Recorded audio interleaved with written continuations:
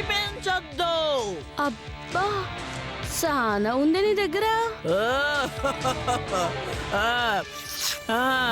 నేను కొడితే ఎలా ఉంటుందో ఆలీలు చెప్పడమే గాని నాకు కూడా తెలియదు.